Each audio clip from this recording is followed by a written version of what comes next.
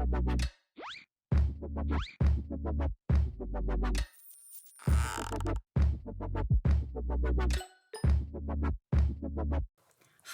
I'm Sarah. I'm Drew. I'm Emma. And I'm Hazen. We are back with another full family review for Let's Table It.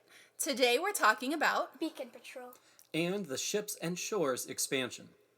by Pandasaurus. Let's do a quick gameplay overview before we see what we thought. In Beacon Patrol, you are drawing and laying tiles to explore the coastline.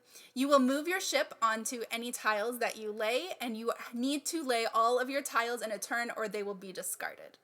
You also have to make sure they are oriented the way that they are supposed to be. There's no rotating tiles in Beacon Patrol. When you score, a tile must be fully explored in order to score the points associated with that kind of tile.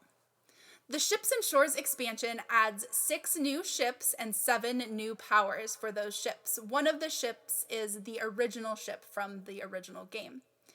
They allow you to do things like travel over land or place tiles that you cannot get to by water. You can get to them only by land, or explore different.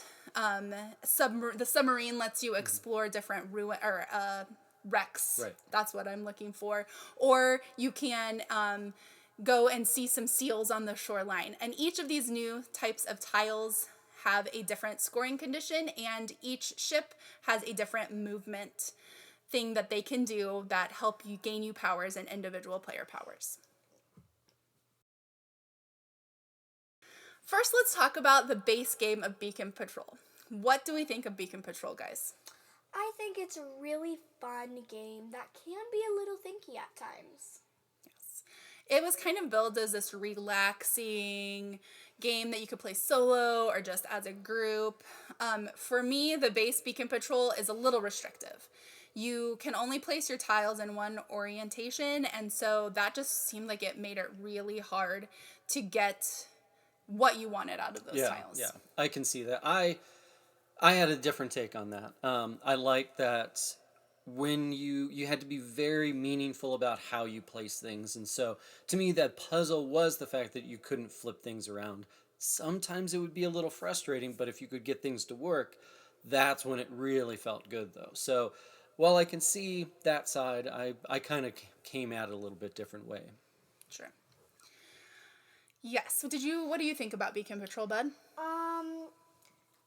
I like that it's not too hard, but it's also hard enough to enjoy. Gotcha. So if it was too easy to place those tiles, it wouldn't be much of a game. You'd just feel like you're just not really doing anything. Yeah, I can get that.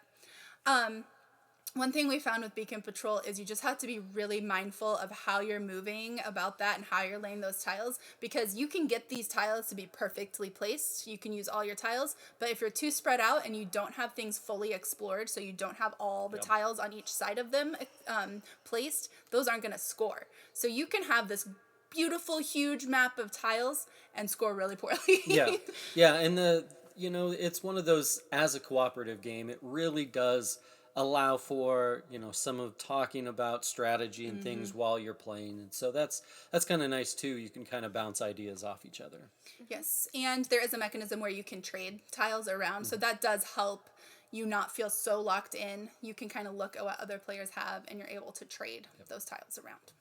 So the Beacon Patrol Ships and Shores expansion really opened this game up to me. I loved some of those powers for those ships that kind of make it a little easier to move around or make it easier to place tiles. I think that was my biggest gripe before with Beacon Patrol, was that it was hard to place those tiles sometimes if they weren't exactly the one you needed.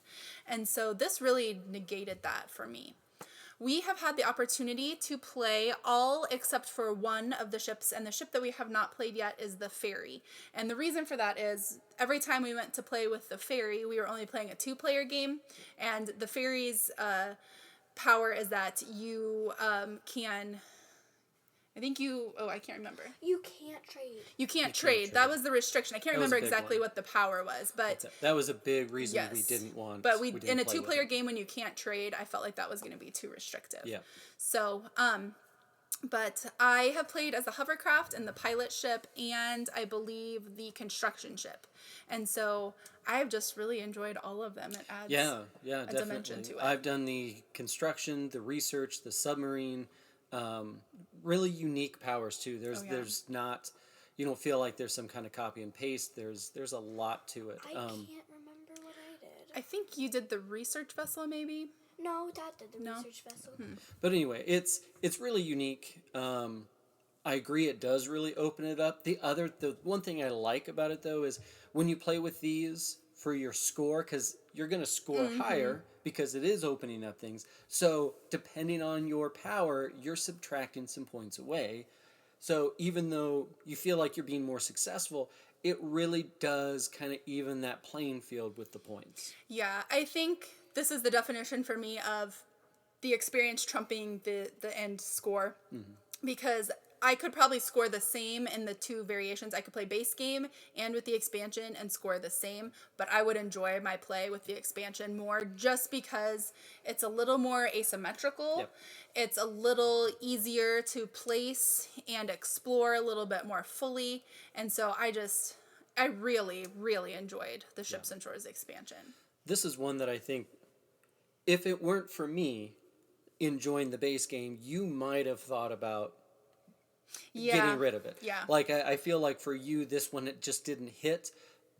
But this is one that, to you, I think now the expansion is pivotal and you're never going to play without it. I probably would not play without the expansion anymore. I really enjoyed it. And I think that the base game, to me, personally, is going to feel a little boring after playing with the different ships.